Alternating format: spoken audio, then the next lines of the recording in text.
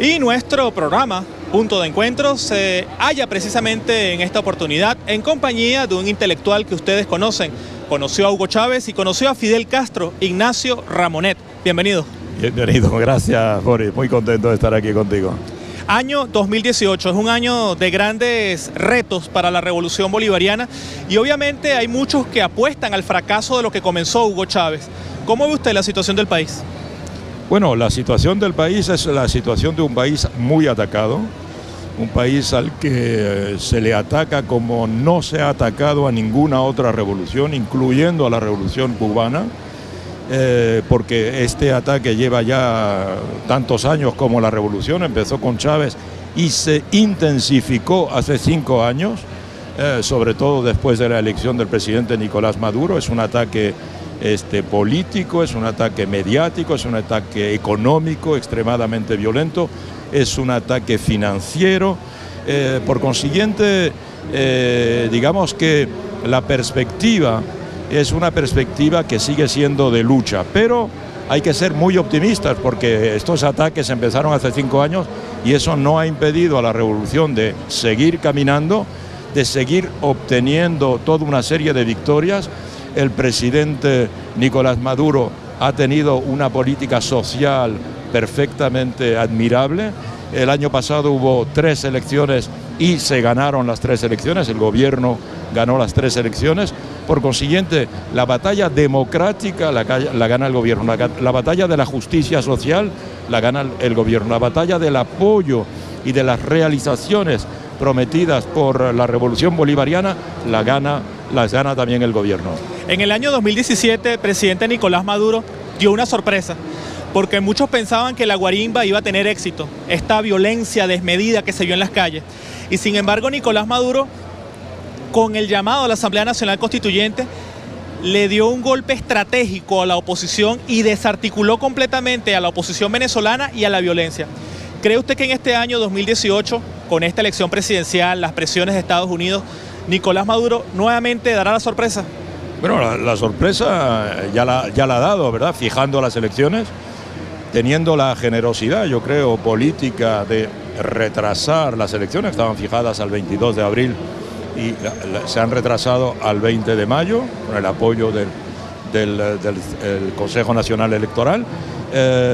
Yo pienso que la sorpresa va a ser la importancia de la victoria presidencial.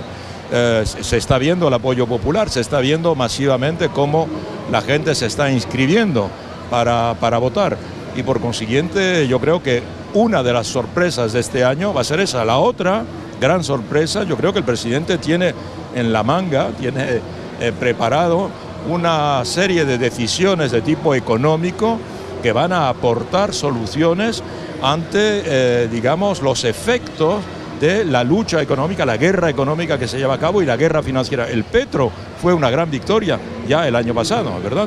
Y por consiguiente el petro está dando ya su resultado. Hemos visto estos últimos días cómo el valor del dólar, el dólar criminal, el dólar today, hemos visto cómo el valor ha bajado de casi el 30% desde que se anunció la realidad del petro, desde que hemos visto que hay un pedido importante de petro por parte de las finanzas internacionales. Entonces, digamos, aquellos que hasta ahora han querido o han creído que podían subestimar al presidente, el presidente cada año ha estado dando lecciones de que los que lo subestiman muerden el polvo. ¿Quién es el verdadero enemigo de Nicolás Maduro? Este sector heterogéneo, denominado generosamente la oposición o la guerra económica. Bueno, pero la oposición contribuye a la guerra económica. La oposición, cuando en Venezuela hablamos de la oposición, son muchas oposiciones. Es la oposición de Estados Unidos, es la oposición de los aliados de los Estados Unidos, es la oposición evidentemente interna que tiene algunas diferencias. La oposición interna está muy articulada con las fuerzas exteriores que quieren asfixiar a esta revolución. Una parte de la oposición al gobierno de Nicolás Maduro es lo que podríamos llamar una quinta columna, son representantes de fuerzas exteriores, ya sean las fuerzas del imperio, ya sean fuerzas de la oligarquía, ya sean fuerzas que están ligadas a las finanzas internacionales. Por consiguiente, por eso se trata en realidad de una batalla a propósito de la soberanía. Lo que está en juego, como lo decía Chávez siempre, es la soberanía. La revolución bolivariana ha venido a aportarle soberanía, independencia, la segunda independencia de Venezuela. El presidente Nicolás Maduro está en ese frente, está defendiendo la independencia y la soberanía de Venezuela. Sobre Venezuela hay muchas presiones y una de ellas es precisamente de Donald Trump, presidente norteamericano, que obviamente ha sido todo un fenómeno mediático por sus posiciones extremas. Y una de estas posiciones extremas ha sido con el tema de América Latina. Ha anunciado la construcción de un muro con México, ha tildado muchas veces a los mexicanos de violadores y criminales y de hecho ha llamado países, para no decir la palabra de porquería, a países como El Salvador o Haití por el hecho de la inmigración. Y uno se imaginaría que en América Latina debería haber una postura común de rechazo a esto. Y sin embargo uno ve presidentes como Macri, Kuczynski, Santos, Temer, que están completamente plegados a Estados Unidos a pesar de su postura ofensiva y agresiva a América Latina. ¿Cómo explicar esto? Bueno, Boris, tú lo has dicho. En tu reflexión está lo que se puede decir. Recordemos aquella frase del presidente Kuczynski del Perú cuando le dijo a Trump que América Latina no era ningún problema, que América Latina era un perro faldero. ¿Ven qué idea? ¿Cómo es posible?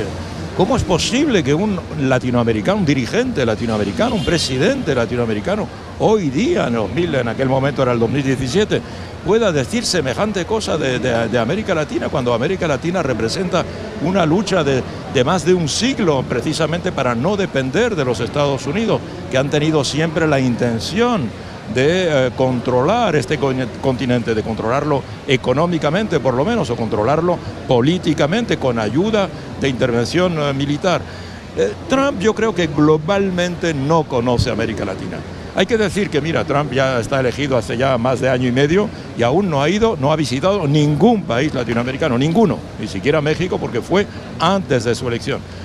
En cambio ha ido ya varias veces a Asia, ha ido a Europa, ha ido a Oriente Próximo. O sea, América Latina no está en las preocupaciones principales de Trump. Lo que ocurre es que una serie de nuevos dirigentes latinoamericanos consideran que su vasallaje hacia Estados Unidos vuelve a ser un argumento, cuando efectivamente es algo que parecía que la historia ya había demostrado el carácter, hay que decirlo, traicionero de semejante comportamiento. Kuczynski y su rechazo a que Maduro asista a la cumbre de las Américas. ¿Cuál es su postura? Maduro lo asusta, tú ibas a decir asusta. ¿A Kuczynski? A Kuczynski, evidentemente, le tiene miedo, no quiere que venga, le tiene miedo. ¿Cuál es su lectura de esta postura? Bueno, nada lo justifica, nada justifica. Un anfitrión no tiene en este caso cómo elegir a las personas que vienen. Mira, te doy un ejemplo comparable. Las Naciones Unidas, que reúne el concierto de las naciones del mundo, está territorialmente situada, su sede está territorialmente situada en Estados Unidos. Pero el gobierno de Estados Unidos no le impide a tal o cual presidente con el que no tiene relaciones de venir. Fidel Castro fue a Estados Unidos, al presidente de Irán fueron a Estados Unidos cuando Estados Unidos estaba en guerra contra ellos. No, porque no puede, porque van a Naciones Unidas, no van a Estados Unidos.